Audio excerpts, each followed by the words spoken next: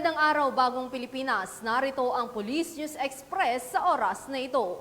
Voluntaryong nagbalik loob sa pamahalaan ng isang miyembro ng Communist Terrorist Group at kusang isinuko ang kanyang armas sa mga tauhan ng Abra PNP. Ang report mula kay Patrolwoman Melanie Amoyong.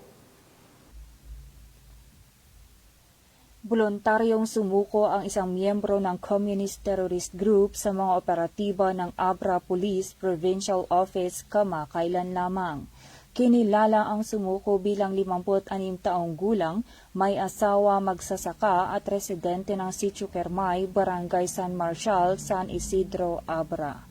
Naging matagumpay ang pagsuko dahil sa puspusang pagsisikap ng mga operatiba sa pangunguna ng 1st Abra PMFC Cluster 7, 154th Maneuver Company RMFP-15, Regional Intelligence Unit 14, Regional Intelligence Division at Provincial Intelligence Unit Abra.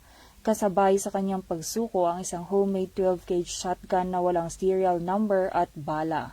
Ang nasabing baril ay kasalukuyang nasa kustodiya ng 1st Abra PMFC para sa dokumentasyon bago i-turn over sa Abra Provincial Forensic Unit para sa ballistic examination at ang nasabing sumukong NPA sa baryo para sa tamang dokumentasyon at custodial debriefing.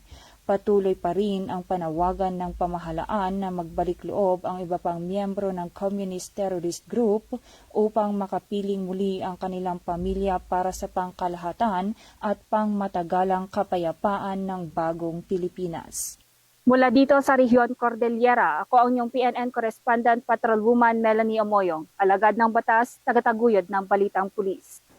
Maraming salamat, Patrolwoman Amoyong.